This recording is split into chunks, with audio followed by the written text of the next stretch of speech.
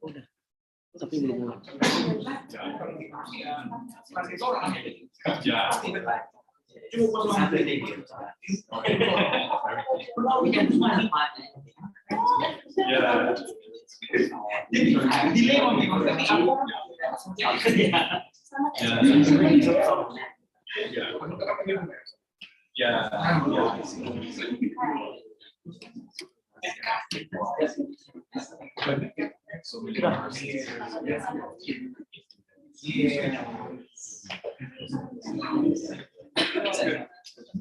I like it. Yeah. But you think some community more like Chinese.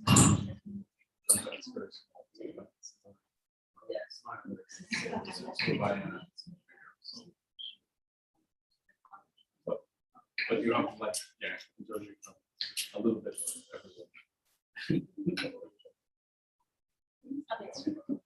Shall we start? Jesse, is it okay? Okay. So good afternoon, everyone. Good afternoon. I hope everyone is in a good health. Welcome to our Wednesday forum. This is our weekly discussion. Yesterday we had our first offline meeting, so this is second. So it's good to see you here again in CRCS and ICRS. And any one of you who doesn't know CRCS and ICRS is, CRCS is a Center for Cross-Cultural Studies. It is a master program at OKM, while ICRS is a PhD program. So you shouldn't be confused about these two names. Yeah, CRCS is for a master's and ICRS is for a PhD program. So any one of you who are interested in studying at CRCS and ICRS, now the admission is open. So check our Instagram. So before we start, I want to promote CRCS and ICRS. So welcome to our institutions. This is our wonderful discussions, because here we discuss about our contemporary issues regarding religion and social politics, whatever. And today we have our special guest. I'm sure you are familiar with Jessie Ismoyo, because she is a wonderful person. And she is also a PhD student here at ICRS. And today's gathering is very special because we have also our director at ICRS. Good afternoon. I'm so happy to see you. And also I see some of familiar faces, some researchers, activists, young scholars. Thank you for coming here. Today, my name is Melissa anyway. I am a student at the graduate, at the PhD program at ICRS. And I am actually in the same batch like Jessie, but her progress is far beyond mine. So today we are about to hear her research findings about queer in search of Allah, about queer community in Sulawesi. I saw yesterday our poster is liked by more than 600 people. So this is actually positive development in queer studies. So we are happy for this, and I hope that we can, engage more and we can develop our queer studies in the near future. So we start with Jessie today. Jessie is actually a wonderful young scholar. She is mastering in finding grants, research grants. So she's about to go to Germany next month, on November. So please join me in giving her a warm applause. We'll have discussion on queer studies, and we'll first hear Jessie's presentations in like 15 to 20 minutes, and then we will have another discussion. So anyone who are not able to join us here, please join our YouTube channel, CRCS channel. So you can also post some questions there, and you also can comment, and later we will read for you for Jessie. So ladies and gentlemen, please welcome Jessie Ismoyo. Good afternoon to each and every one of you. Thank you, Larissa, for a very wonderful and quote-unquote exaggerated introduction. First of all, I want to greet Pak Zain. Thank you for coming here. And also thank you everyone for giving up your time to be able to be here with me and to discuss this ongoing research of mine in my PhD project. I also want to greet also those who came online. Thank you for giving out your time. So my research actually, I want to give a kind of, a disclaimer, because this is actually came from my draft of publication. So I realized that maybe there's a, shortcomings, and I hope that I can get, comments, inputs, and insight from all of you to develop this draft. So the part of my research, I give a title, In Search of Allah, Queer Spiritual Space in Bisu Community in South Sulawesi. So the presentation is actually divided into 4 parts. I'll try to make it quick. The introduction, and I will briefly discuss about the indigenous ancestors in Muslim justice practices and how does this impact on these roles and position in Buddhist certification. And the third part is about the queer spiritual space. What is queer spiritual space, and how does it relate to the discourse of this community? And the last part is I want to share you the 2 stories. Actually, this is the most warm and heartfelt stories from my 2 interlocutors, and how they experience, the encounter with others in their most profound part of their journey in finding Allah by being a Muslim and a Muslim. So the introduction, I think I want to begin with the evidence of gender diversity. As you know, that it can be found in Surat Galigo or Villa Galigo, where the indigenous ritual leaders hold a very important role in each ritual. Accordingly, the non-normative gender and sexuality in South Sulawesi believe that religion and spirituality are a powerful source of support and community strength. But many of these spaces of religion and spirituality also have a long history for the Bisu community, causing trauma and death for them. And I think it is worth noting that there's a shifting from gender not causing a problem for the Bugis community, in particular for the Bisu, but it is now at the center of the debate within the religious narrative. So I think what the most important event that happened earlier this year, that Bisu is eliminated from their important role as a ritual leader in Mapopang Araja in Bone Regency. They did not perform because there's several obstacles that, there's a saying that the ritual is still this ritual is there underwent, even though they are not performing. So when you want to do the ritual of Mapopang Arajam, there's several steps. The first step is Malatoa. The Bisu have to, gather the sacred water from 7 springs in Bone Regency, and 4 of the sacred springs is actually located in the masjid in Bone Regency. And even from that first phase until the Matompang Arajam ritual in the Rumah Arajam in Bone, they did not participate.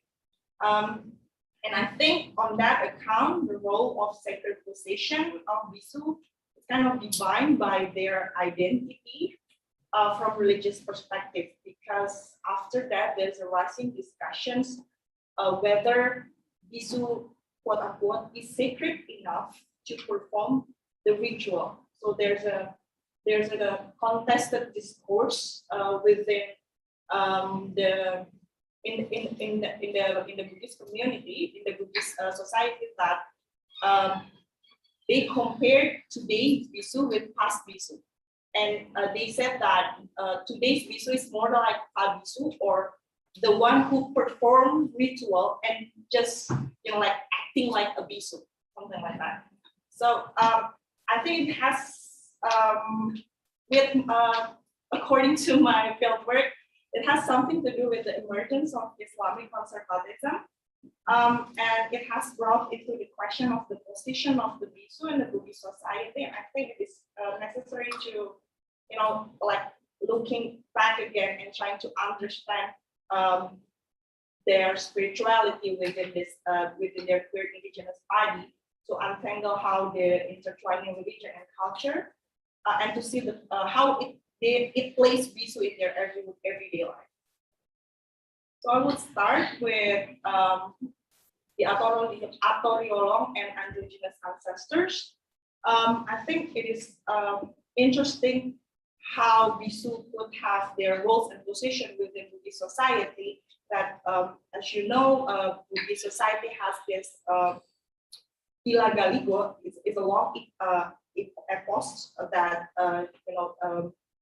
tell a story about their history, and one part of the Ilagaligo actually mentioned about the importance of the indigenous ancestor, and this indigenous myth is actually universal picture and trying to reveal a whole the coexistence of the opposites, or called the coincidentia oppositorum.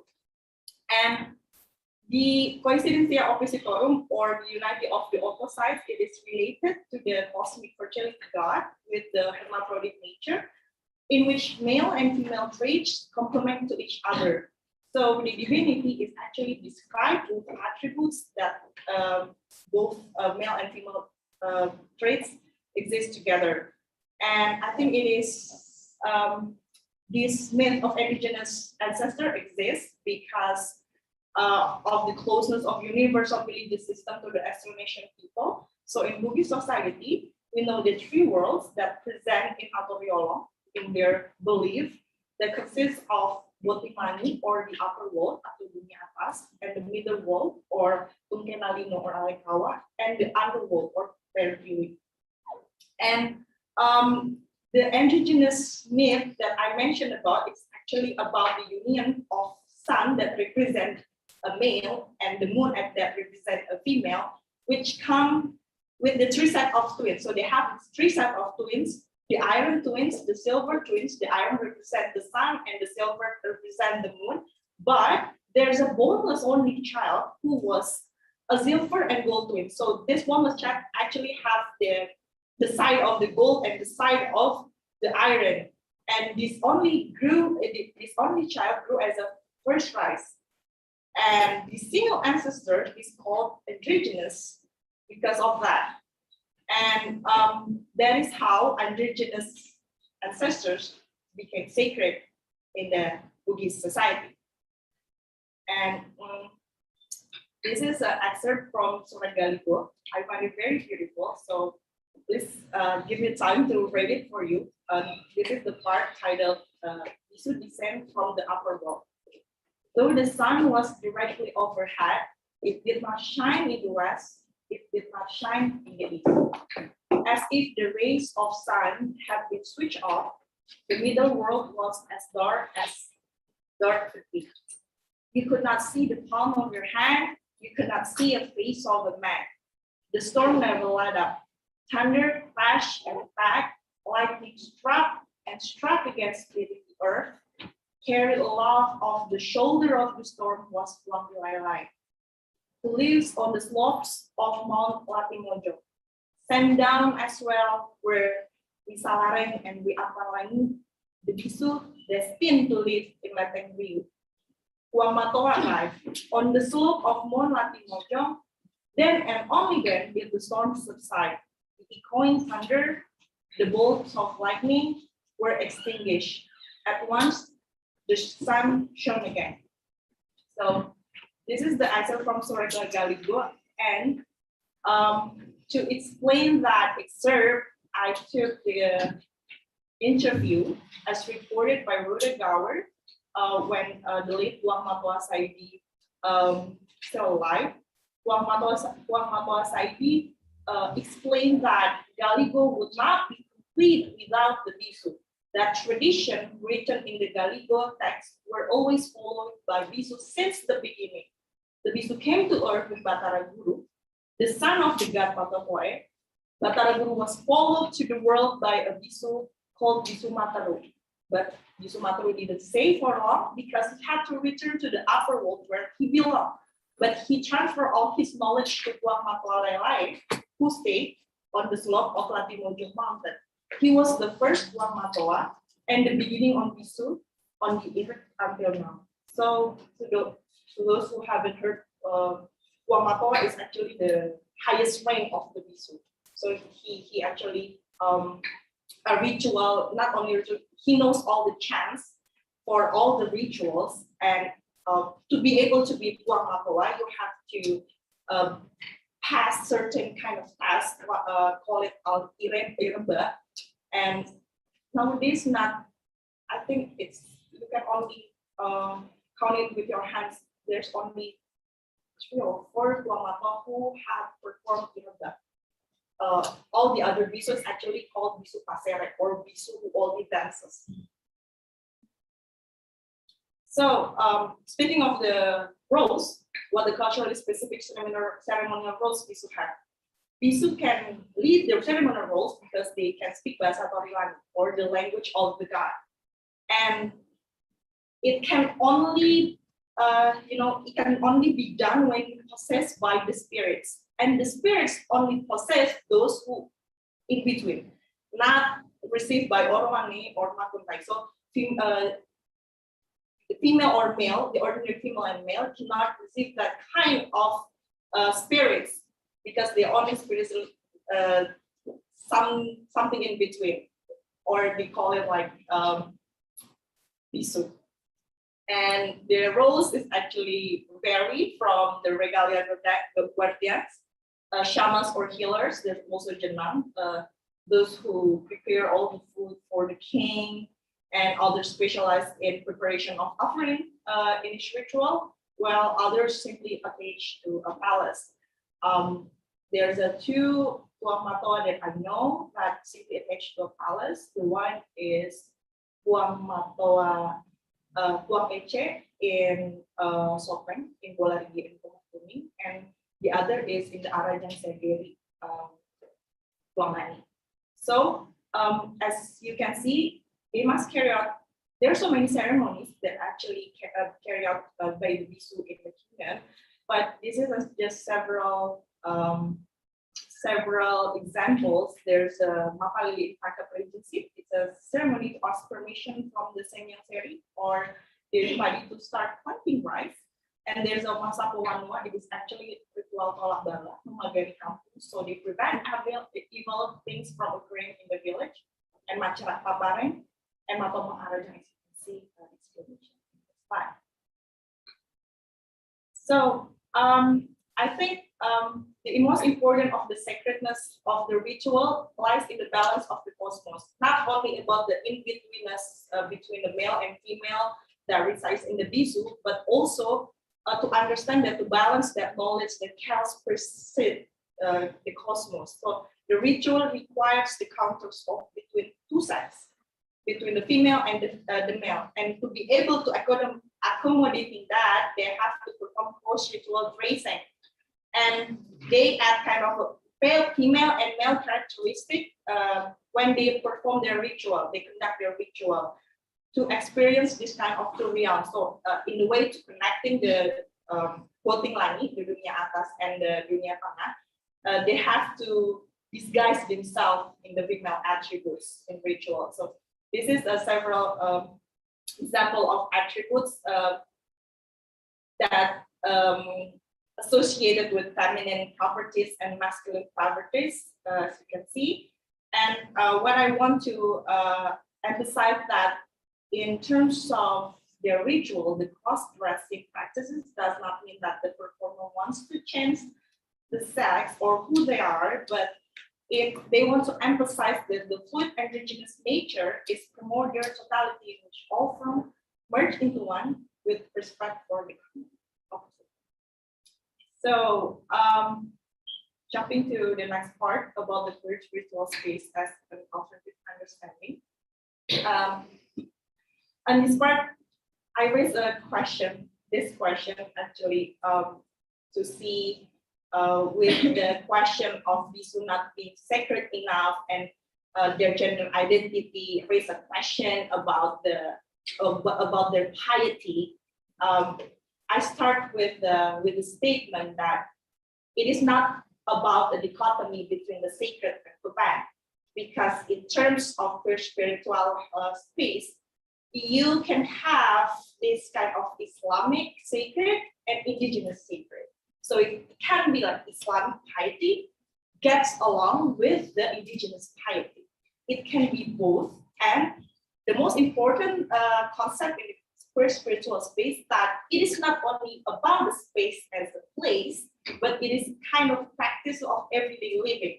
So when I try to answer the question, where is the place for queer in the spiritual space, or is it reconcilable to be both queer and believer, and what are the implications, I found that this is the start when we are thinking how religious communities think that being queer is immoral, right?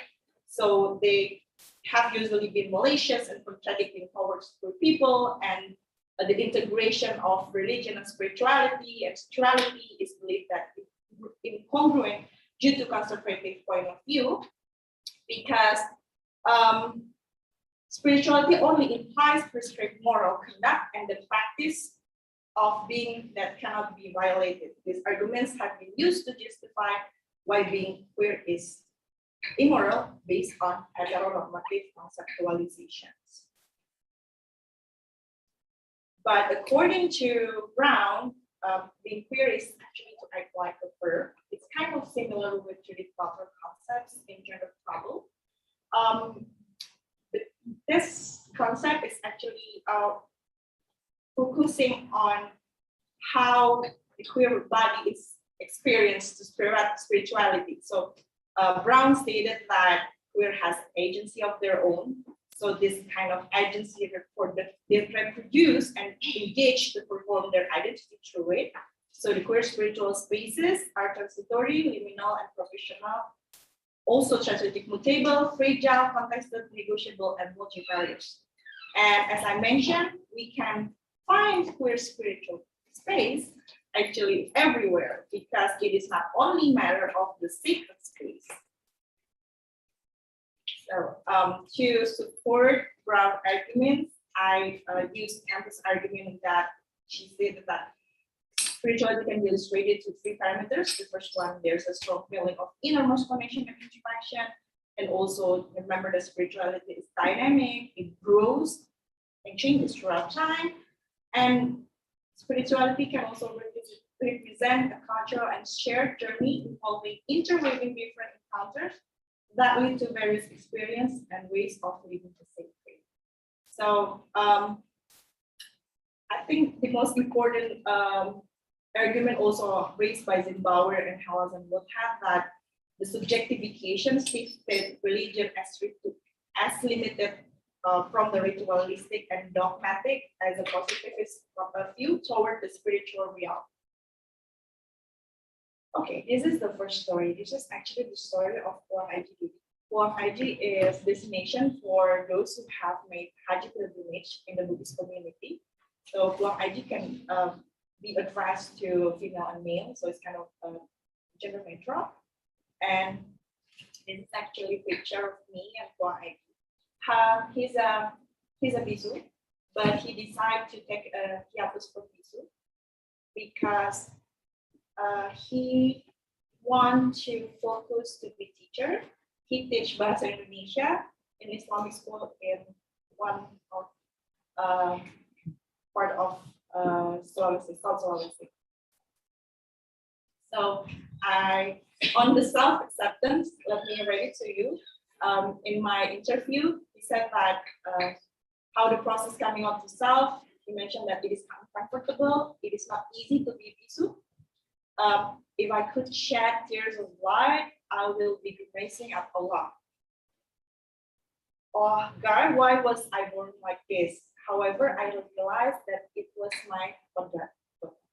Allah alone determines my life to die, and I'm the one who must be held accountable for it. And the ongoing internal struggles, he mentioned that I felt it in there, and I did it. Even at the time, I felt like I was in turmoil. I asked, why am I like this? Where did all my parents' teaching go? Although not extensively, they taught me about religion. So you can see that there's an internal struggling for him, trying to, like validate himself, trying to accept how he is, and as you can read here, and how could I end up here even though I went to school and I made it to graduate, and my head was filled with questions. I was crying, laughing at myself and my life, and I keep asking why. I even used to think of myself as an animal. Nevertheless, thank God, gradually I found my way back. First, I used to be disappointed in myself, and then I reflected that my philosophy of life is to be strong. I could do nothing but be strong. If not, my two legs would not support my past sins, which have already punctured my soul and punctured in my body. And it is hard to tell what kind of person I am. And how could I say it is a man who falls in love with a man instead of a woman? But God made me fall in love with him. So on the given choices, I try to, give an illustration how they chose or take a decision to be a bisu.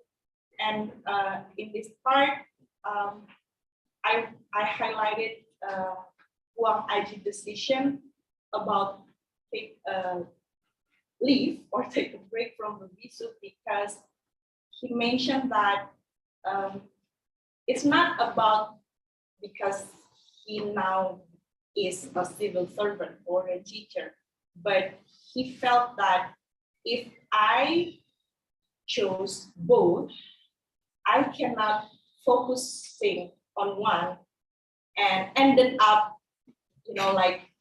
how do you say it? Menanggalkan yang satunya. So he wants to be fully committed, and he thought that teaching kids is his passion, and he wanted to do it. So he, in that time, the I think it's so he said to Mami Fika, if you like Mami Fika, and he discussed it with other bisu, and he decided to, I want to focus to be a teacher, because I want to, I love teaching kids and I want to do this. So he did that, and I think it related to his statements about being a bisu, because he said here that I myself would never know until later. All I know is we have to keep trying as a human being.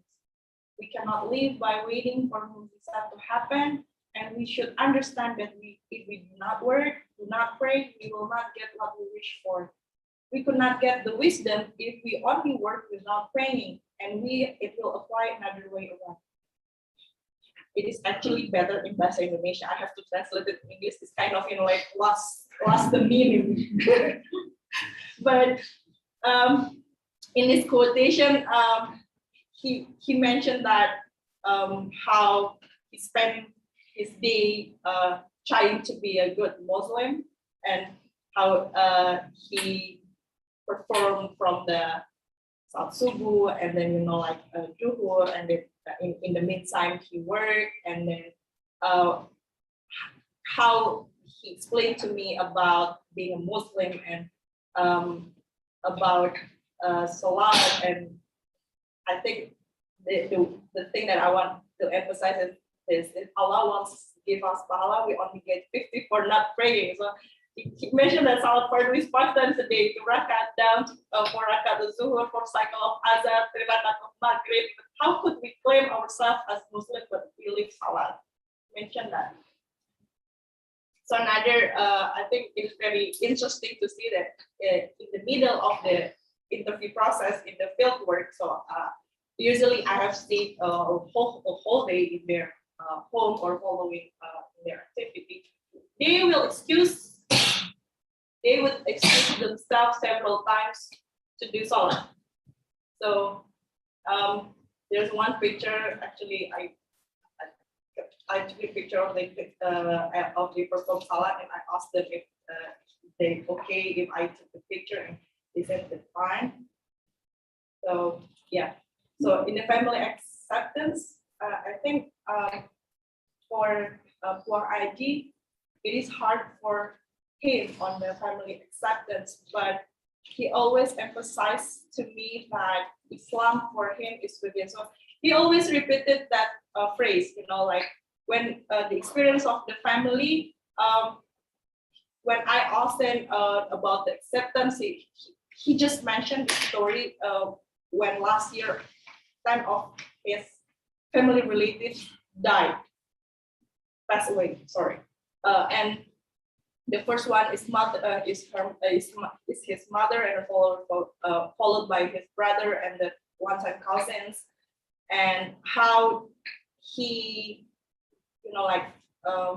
trying to deal with his grief, and how he always turned to Allah. And I think his internal struggle still there, but on trying to seeking that acceptance, he tried to get closer to Allah, to ibadah in that time. So when he explained to me that when he immediately take wudu and he pray, and in that moment he felt that Islam is very beautiful, and he felt that although his mother and a brother already passed away, I feel like kind of a comforting. He felt like kind of a comforting feeling, and he gives a kind of metaphors that it's like a stage of life, like a full moon for 40 nights in our hearts. So something like that. And on invisibility and visibility of society, I think it's very interesting to see how Bisu be visible or invisible in the society. In this manner, they are very, very visible in the society. So when I first come there is no, discrimination happen to a Bisu because they live kind of normal life. They even in their family, they at the other example, they have they used to have a relatives who was Bisu or Jenang or shaman. So the acceptance of the family is the base of their visibility in the society. And as of Puang Aji, he mentioned that we are not the same as a normal woman as well as a normal man, but we are not looked down upon. As human beings, we cannot denigrate each other despite our genders. So when I was giving supervision to Waria, I forgot to mention, he was Ketua Waria for 2 periods in early 2000s. So when I was giving supervision to Waria, well, I was chairperson for 6 years. I was responsible to bidang ketakwaan for kelompok Waria in their province. So I invite them to study Islam. I do not forbid them to have fun, but shall not make it a religion. If it is time for Salat, do it. I require them to perform Salat Jumat, and they should write down the absence list with the description in which mosque they pray and whose imam preaches and what sermon they read. So I think the interesting point on his visibility is actually when he gave this speech. he told me the story when he gave his speech in the meeting with other communities in his place. So one of the participants told that kalau ketemu Maria akan siap, and he countered that argument by saying that saya Maria, saya sudah naik haji, tapi Allah nggak menghukum saya di tanah suci. Why would you?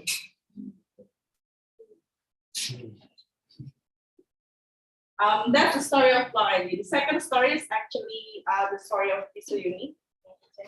I know, I exceeded the time, but in that case, I think the story of Pisuyuni, I want to emphasize that he is head of Lembaga Seni Budaya. He's very active. He's the youngest bisu, and I think he's the last bisu that appointed directly by the late Wang Saidi. Yes, and what I want to point out by bringing out the case of the bisu Uni is that I think that this one. The identity of bisu is, in the past, he realized that it is different from the past, but he wants to emphasize that being a bisu is a process. So when he become a bisu, he's not, directly being a puang lolo or puang matoa, but he has to go through this process of not only just a calling through a dream, but by realizing, am I ready to do Magiri? Because he shared his story about the first time when Mami Fitri, the late Puang Matoa, invited them to be a bisu because Puang Saidi appointed him. He mentioned that I am afraid of, like putting a keris to my body, something like that. But he learned through time. That point that I want to emphasize, that being a bisu is also a learning process for them, and the calling is not just only a calling and then you being a bisu. And other thing about being a bisu is the question about the sacredness is related sometimes to the asceticism. But I think the type of asceticism that bisu perform is kind of social asceticism. They always mention by being bisu, you do good for others. You perform the ritual for others. So it's kind of, it's not kind of self-asceticism that limited yourself or limited yourself from the society, but giving up to the society. Because the time, I think maybe we can go straight to the discussion, but let me give my closing remark here. There's 3 points that I want to deliver. The first one is the confrontation actually happened in terms of the structure of adat. So for that, I think bisu should be given explicit support for the participation in decision making, because the institutionalization of adat putting bisu out of the structures. That's the problem, because in the everyday living, the acceptance remains within Bugis society. It occurred due to Bugis value the Panganbere. There's 5 values in the rooted and practiced by Bugis people, and it can be noticed within the acceptance, the family, relatives, the community, regarding the coming out process by being a Shalabai before they become a bisu. However, I think accepting bisu is only possible in a limited way within the spectrum of Islam. And the last point, the queer spiritual space emerged as a journey of life, whether it's pilgrimage and the movement and the process coming out to living out the relationship within family, relatives, and society, to the awareness of gender identity, sexuality, and gender expression. So as you can see that this activity as a social actor in everyday life indicates there's an embodied resistance or resistance yang menunggu through their learning of Atoriolo, in this case Pangandaran, and Islam from Islam Muslim, and the sacredness is expressed in their spirituality of everyday practices. Everyday sacred consisted of Islamism sacred and indigenous sacred, and as I mentioned, their escapism is also socio-centric, not ecocentric. It consists of productive and participatory group, not aesthetic self-alienation. And it's shown in their roles, in rituals, and their contingency of identity. Thank you. Sorry for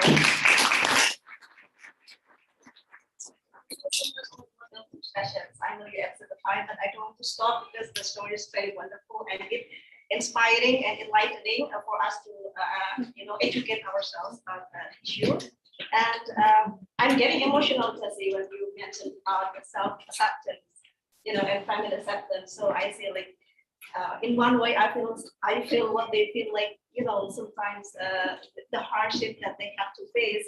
Even within the society, you said that they are accepted, but in the structure in general, Islam, for instance, still, gives some limitations to their self-expressions. Okay, I don't want to further my comments, so let's discuss this.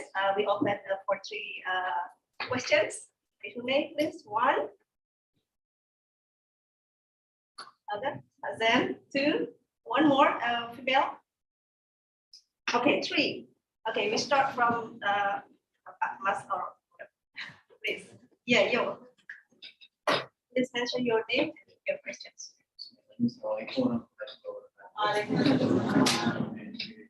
Hey everyone, my name is Jana Ludi. I'm a student of doctoral program in Surveyor, Media. Where I came from Makassar. My question is not actually related on your presentation, but this is about the case that happened on August 2020. It's about the freshman student of Pasadena University. Yeah, it's called himself about as a non-binary. Yes. And then the low faculty rejected me because of the status of the education. So my question is, what do you think about the case? If it relates to our, to a normal culture or normal tradition? Yeah. Well, actually, we how do you think this one? We are common with the non-binary identity, along possible, but right now it's a big problem, especially in Makassar. What do you think about that case? What happens with the people in Bugis with the non-binary identity? Thank you.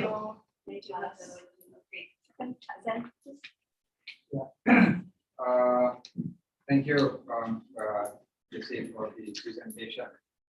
I have a question. In the, I think, early slide, you give the,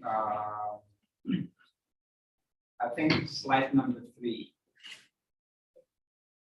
Yeah, especially, I mean, the last paragraph, we speak about the emergence of Islamic conservatism has brought into question the position of Islam, etc.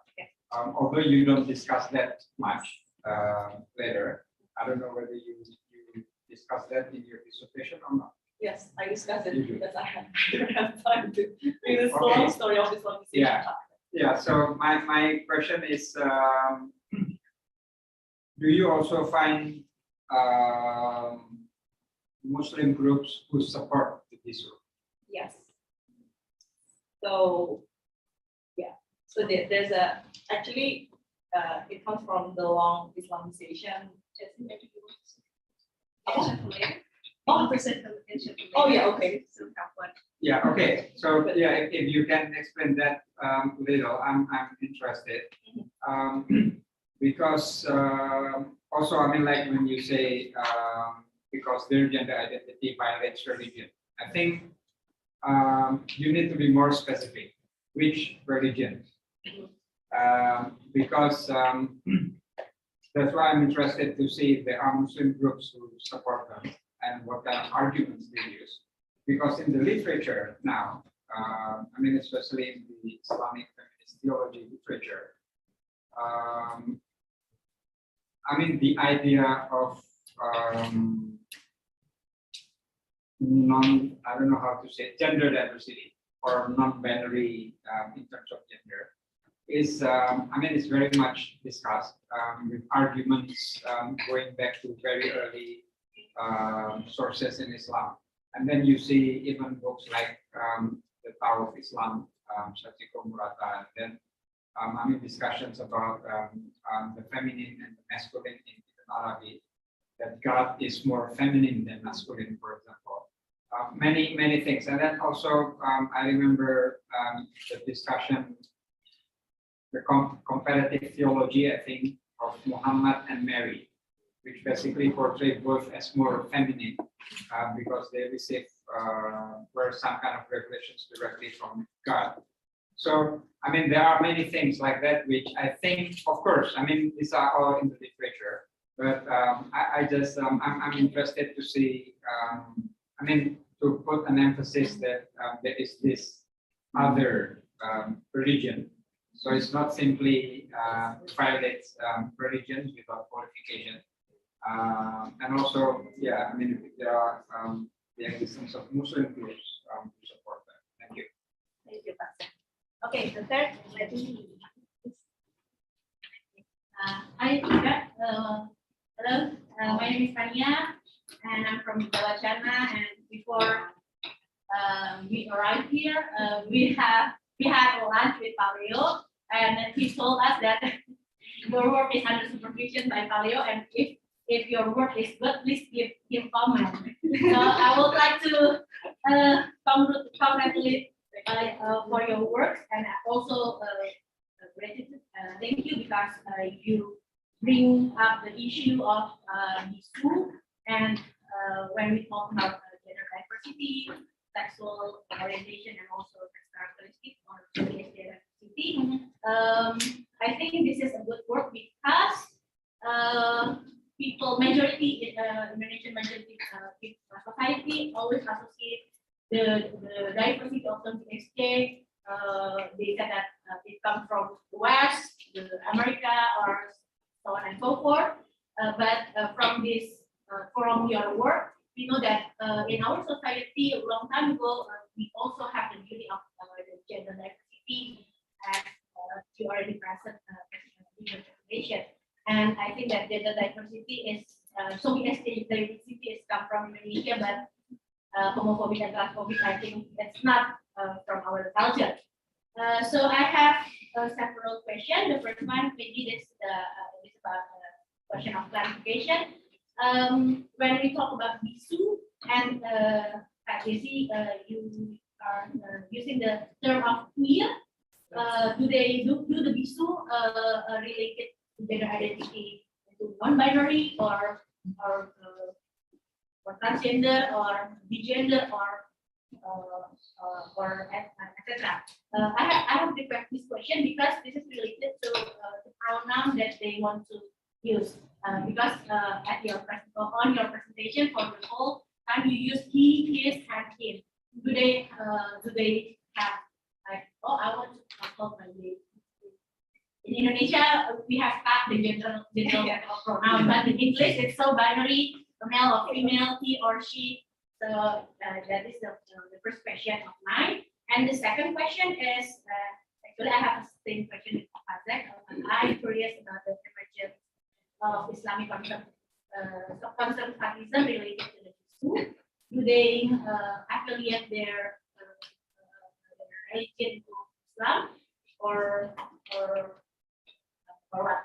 And the third question is, I want to ask about the definition of spirituality that you use in your research. Thank you, Pak. Thank you, Fania. Okay. Maybe first I want to respond to Fania's question, and then the question, and the last possibility question.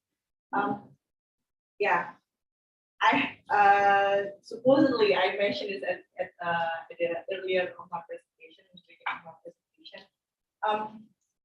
why I choose the term queer, because I think my interlocutors, the BISU itself, they do not identify as a queer, but they do identify themselves. I quote, they often associate themselves with the word waria. So they chose the word waria rather than chalabai or transpuan or transgender even. So they more comfortable with the word waria. So when I ask how do you identify yourself, often they say, saya waria. Saya ini waria soalnya tubuh saya laki-laki, jiwa saya perempuan. Jadi that's how they identify themselves. And I think when I ask about the LGBT, they become like avoiding. They try to avoid the particular term of LGBT because it is very sensitive there to mention about LGBT because it's kind of triggers the negative stigma and it is bad for their community. So they try to find the less natural to identify themselves and they feel comfortable with the word waria. And I think, thank you, Fania, for addressing my confusion, actually, writing this thesis in English because it is so hard with the pronouns. I haven't decided yet, but I think I would refer to like Sharon Graham Davis using here, like not to identify not she, not her or his, and she / he to kind of emphasize the in-betweenness in the BISU. So that's about the first question and why the word queer. I think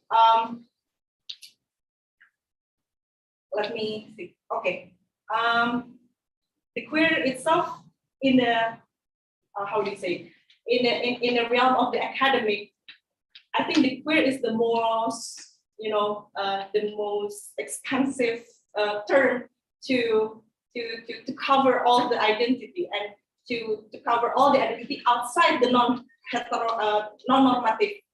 So I kind of use the queer, yes, I kind of use the queer, not to specifically trying to pin out the identity on them, but trying to ambivalence all the things. Because I think when I speak within the framework of the theories, the queer theories is the closest theories that can, amplify their experience. I think I read it in the Sarah Ahmed queer phenomenology, right? Because you cannot understand how queer body, you cannot understand how queer experience within a queer body because it is different from the cis heteronormative body. So from that book, I think the start why I use the term queer. And another personal reason, I think I kind of fascinated with the historical background of the word queer. So the queer itself, the word itself, definition is transformative. Before it has derogative meaning, but rather than it's kind of empowering the community. It's kind of being a resistant in the word. So they take the word and they use it as a resistant in the activism realm. So maybe that's the reason why I use word queer. And to answer the next question, this is another findings, but I think it is worth discussing here. In my findings in the fieldwork, Wamato actually addressed. I'm not raising a problem, but this is important things to discuss. That they feel like the how do you say it? What they are fighting for is not aligned with what the LGBT groups are fighting for in the South Sulawesi. So there's kind of crossroads in their activism there, and I think the similar phenomenon also happened not only in Indonesia. So if you have heard Two Spirits in North America, they also experience this kind of same in the activism realm. They experience that it is not that I'm not belong in the LGBT activism, but I feel like we headed into the different direction. So they start separating themselves, not separating as kind of the activism, but they call them indige queer. Yes, indigenous queer. So to emphasize that for North Americans, their fighting is about the climate change, how they associate themselves with the land, and how they're trying to protect their land there. So that's the context of two spirits in North American. But I don't know if it's kind of related with the Bisu, but I think there's the same phenomenon of Bisu trying to dissociate themselves with the LGBT activism, but at the same time, they feel like they also belong there because they want a waria, right? That's the crossroads at the identity. And about the spirituality, I think I maybe get to here. I use this. I don't know if it is strong enough to support the argument on the spirituality, but I try to telling the story of telling their experience as it is, telling their story as it is. So to be able to do that, I use I want to capture the innermost connection between their story through the relation of within they and themselves, within they and their family and their immediate surroundings. So I can, aiming at the third point and the first point at the same time. So I can capture the strong feeling of the innermost, but also I can capture the different encounters that lead to various experience. And I hope that by doing that, we can see that there's another way of practicing Islam as Bisu does, if that makes sense. Thank you.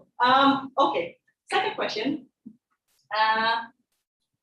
By Pak Zaid. Pak Zaid, thank you Pak Zaid for the question. It is actually a long line of Islamization. So in my dissertation, I put how the dynamic of Islam affect the Bisu community.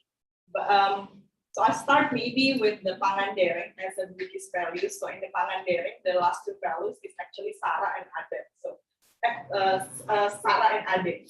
So religion and Adat. And previous findings always stated that in the concept of Islam Bugis, Adat have to complement Sara. So Adat and religion, Adat and Islam has to be complement each other.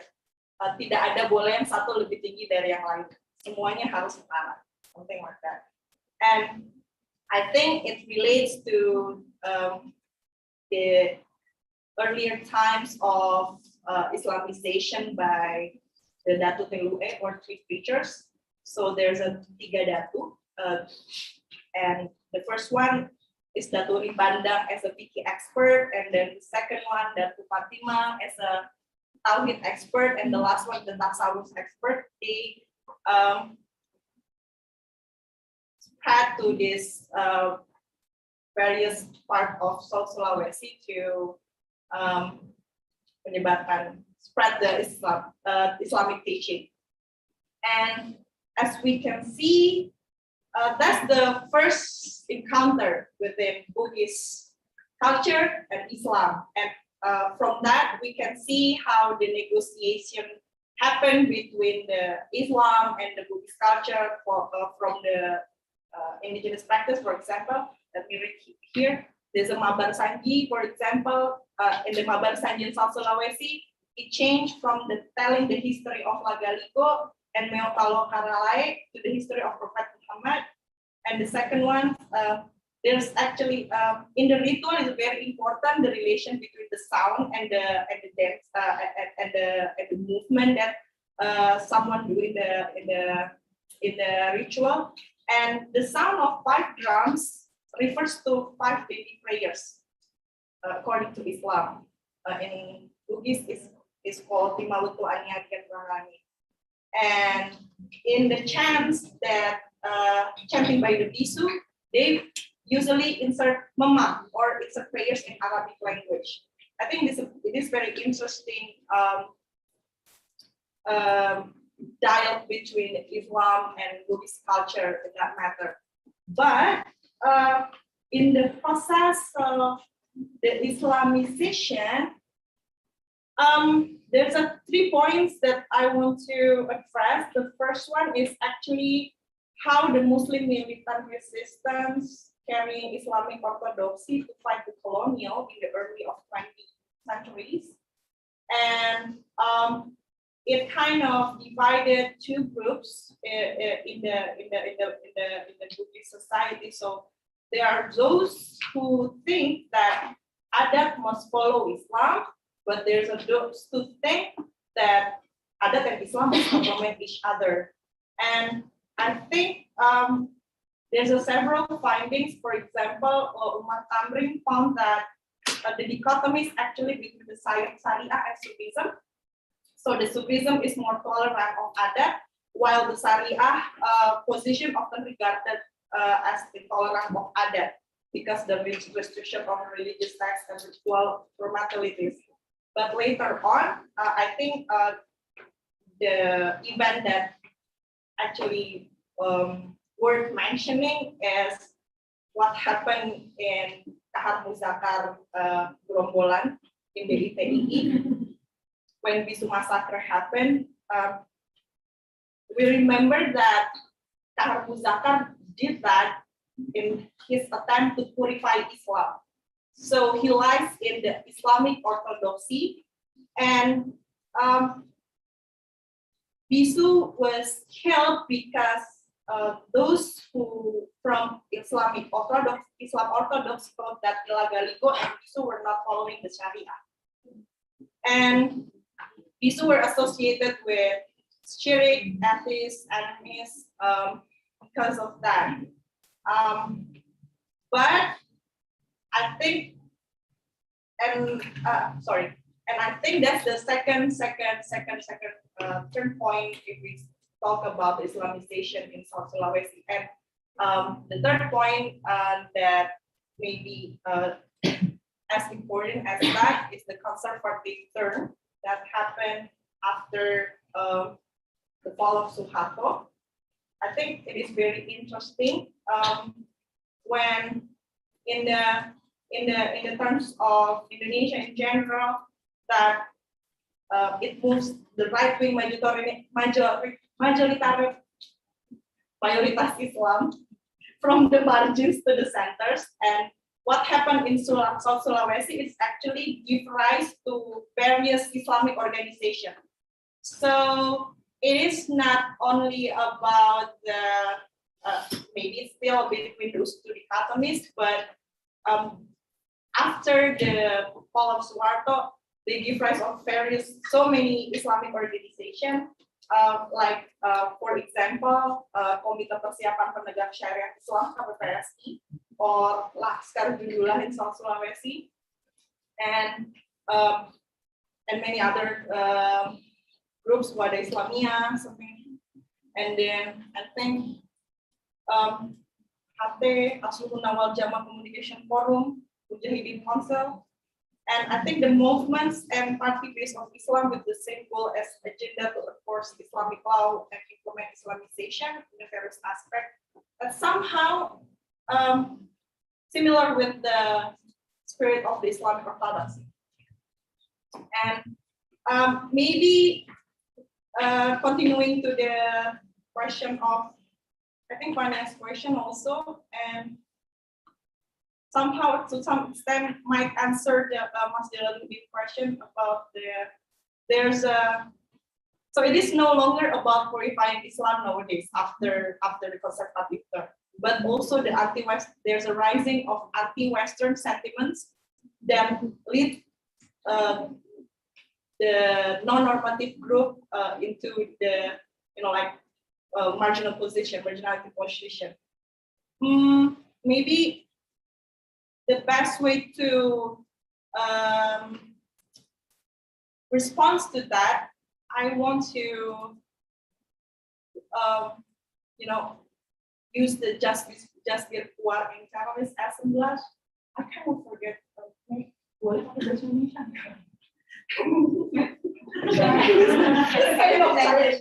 But as Jasbir Puar stated, I think so. Jasbir Puar has this concept of homo nationalis imagined communities. It's kind of similar concept with Benedict Anderson imagined communities, but it is kind of homo nationalist. So it's this homo nationalist imagined nation construct this kind of imagined binary between the democratic country and between the gay friendly country or a democratic country with the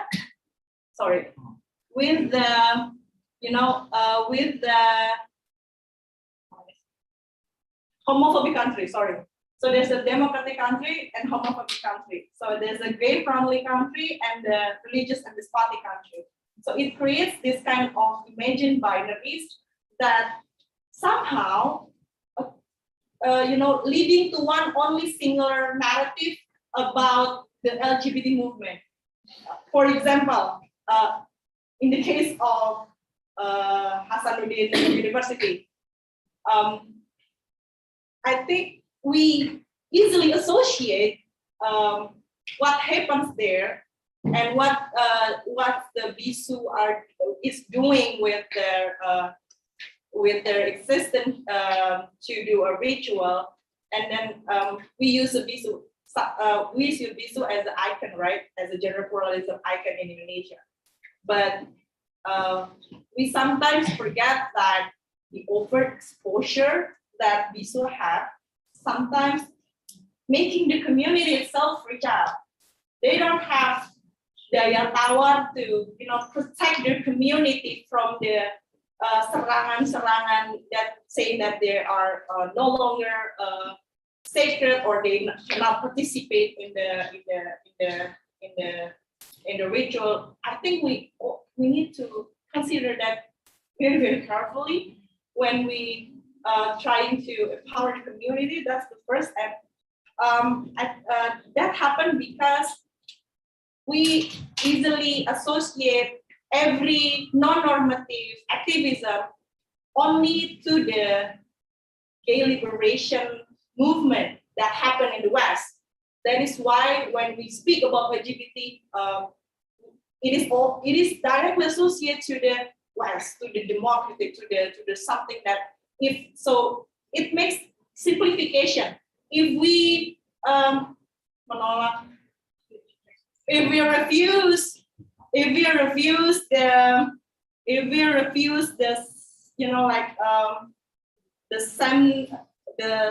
the same-sex relationship or the adoption rights of the same-sex families, we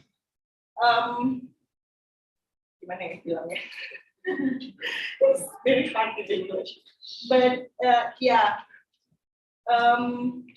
what I want to explain that I think that we have to understand the others is characterized not only by the absence of these rights.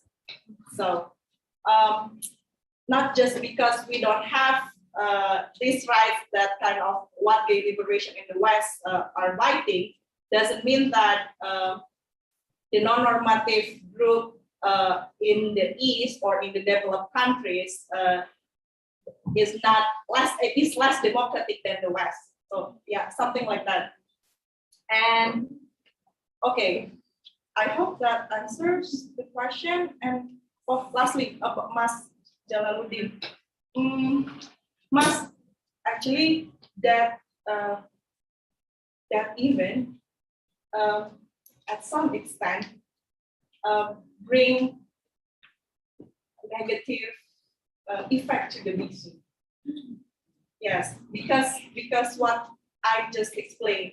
So there's a rising of anti-Western sentiments that they are associating BISU with the how do you say it, with the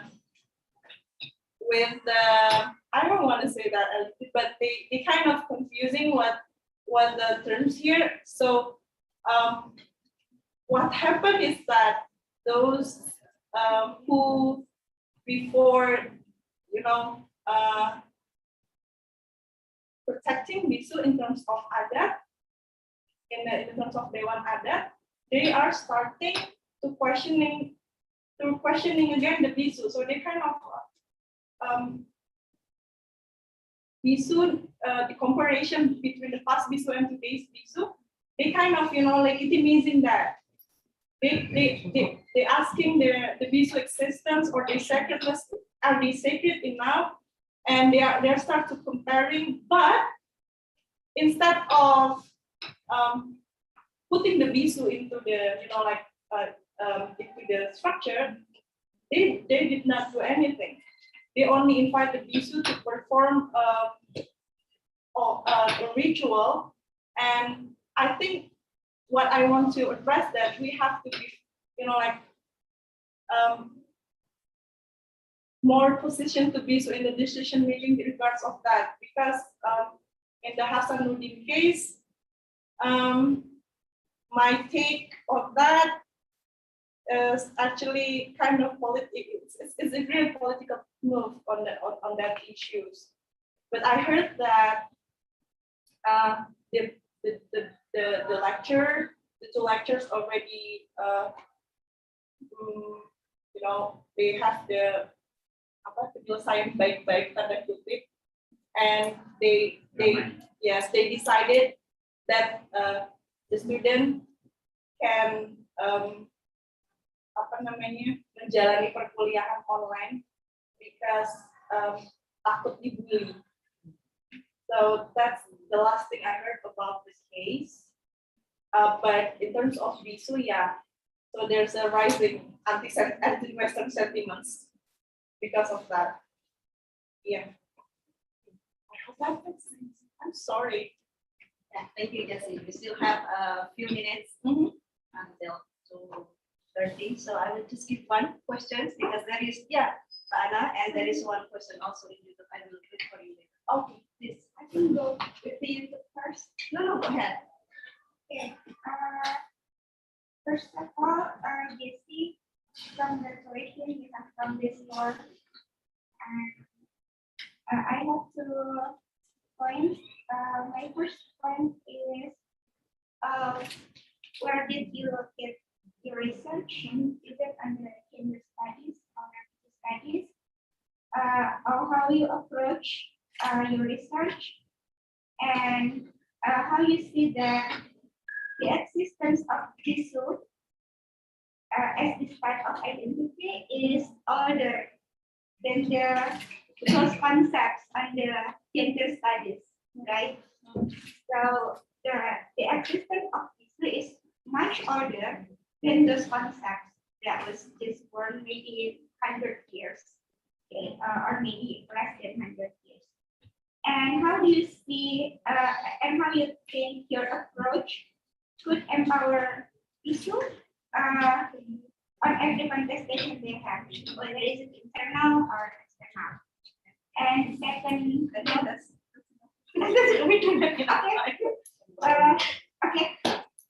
Okay, thank you, Mbak Anna. There are 2 questions from Mbak Anna, and also I want to accommodate the viewers in YouTube, Jessie. There is one question from Mbak Ani. She asked about, you know, the realizations of BISU. I will just read for you. between realizing his sexuality and decision to be involved in or become a religious figure and socio-religious role in society. What is the story? I know the story, but if you want to just briefly address this. And second, is there any certain group who search for Bisu candidate? I think this is about, whether somebody a group appoints them or they just, offer themselves. Okay, we only have 10 minutes, so you want to address this. The first one, between realizing his sexuality and decision to be involved in or become a religious figure, is there any story on that? Oh, okay. So, yeah. Transition between realizing Yeah. this their gender identity and decision to be involved. Thank you, Mbak Ani and Mbak Ana. Maybe I will respond to Mbak Ani's question first about the calling, right? About the calling. I think the question is relates to each other. Yeah. Because, when the previous findings always say that there's a calling to read, and it also happens in my in the data that I found in my field work. So most of them experience this calling in the beginning, that there's the elders that came and ask them that or tell them that you have to be so. But in my case, in these two interlocutors, for example, the first one is he was already engaged in lembaga seni budaya. So he learned about the traditional dancing, and then that's how he met a bisu, the older bisu or the Puang Matoa at the time, and it leads him to like met the other bisu elders in another regency, and I think the stories behind the transition is how they are prepared themselves to be able, because to be a bisu, you have to be able to learn not only about doing some dances, but to be able to commit to Puang Matoa and follow. If you have to perform in ritual here, you have to prioritize the rituals over other things. And in terms of bisu pasere, it's only that. But if you have to overcome not overcome. If you want to be more, not only bisu pasere, you have to do inner battle. Maybe I just went in this inner battle. It's like ritual when they have mereka harus dibungkus dengan kain dan tidur selama 40 hari. Dan itu seperti cobaan. Kalau mereka bisa melalui itu menunjukkan bagaimana niat dan ketangguhannya mereka dan keseriusan mereka untuk menjadi bisu. Nah, that's the story between the transition. That's the other story of the transition. But, like I said, that there's a various ranks of the bisu. So there's a bisu pasere, and then the highest one, bisu Matoa, and in the middle there's a Iraba. And the first one, bisu candidate. Oh, if there's a person that's selected to be, I don't think so, because in case of bisu uni, for example, I think it's just like Puang Saidi met him, and Puang Saidi had a superstitious feelings that this person will going to be a bisu, would be a bisu, and then it happened. The calling came to him as exactly as illustrated by Puang Saidi. So I think it's very interesting stories there about how they be a bisu candidate. But another story. It is very different from one bisu to another bisu. But as I said, it's a previous findings that the link here is the calling. And the Anna question, where did I locate my research? So the Anna actually for this one, since it's a draft of article publication, I only located in intersection of religious studies and queer studies, right? But for the entire dissertation, I actually, thank you to Mbak Lisa, I actually used Sana Ahmed phenomenology, but I to make it the bisu voice, like louder in the writing, I use Sabah. So because I want to emphasize on their embodied resistance and how we have to realize that while we talking about the discursive between the gender and the religion, Islam and queer in that matter, bisu is a living evidence. The discourse is living freedom. So whatever happened in the discourse, it has directly it directly impacted them. So that is one that I want to emphasize on the dissertation. So I use Sabah, and also Prophetic Anwar help with the dialectics of how to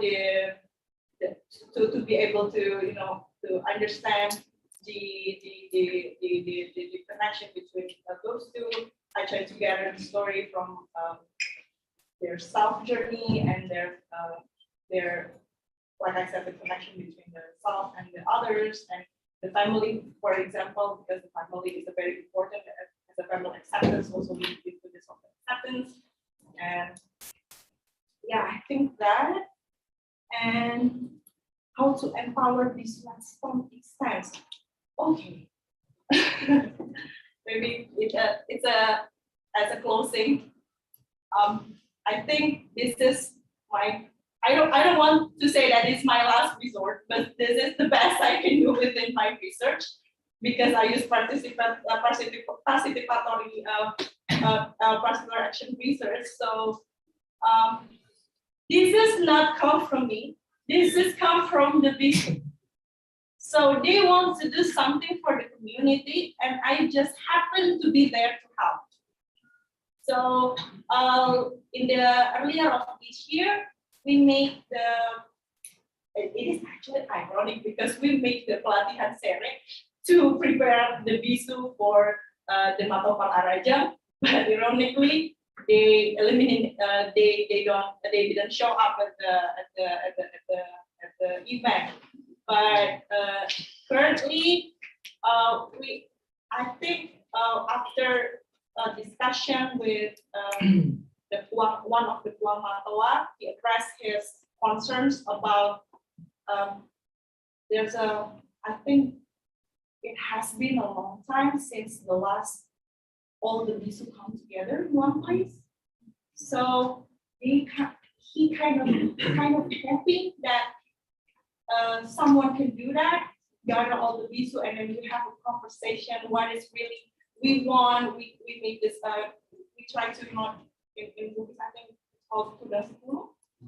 So we're trying to discuss musyawarah for what we need as a bisu and what parts that can help bisu to empower the community itself. So yeah, we are inshallah we are planning to make the Tudang Sipulung together all the days of the pregnancy from the morning, from something from after. So this is maybe when you are asked what can I give back to the community, maybe this is the best that I can. Yeah.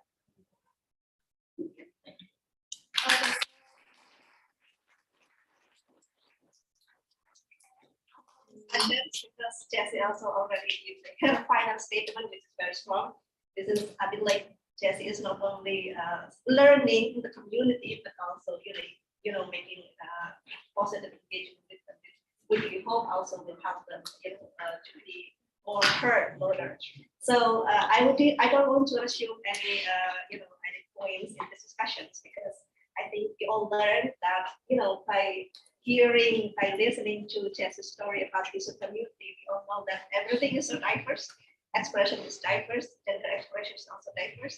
So all we can do is just to celebrate our diversity. So thank you everyone for coming to this weekly discussion. We will have another discussion next week. By the way, thank you, Jessie, and I hope you're very best luck for your dissertations. Sorry. And thank you for coming and for enlightening us about the issue on clip studies. And next week we will have a discussion on not really relates, but we already discussed today, because if Jessie talks about the hardship that they endured to do the expansions of Islamism, next week we will discuss about the structure of Islamism in Makassar. That also may have some effect on the development of this community in Islam. So next week we will discuss about the title is grassroots Muslim majoritanya.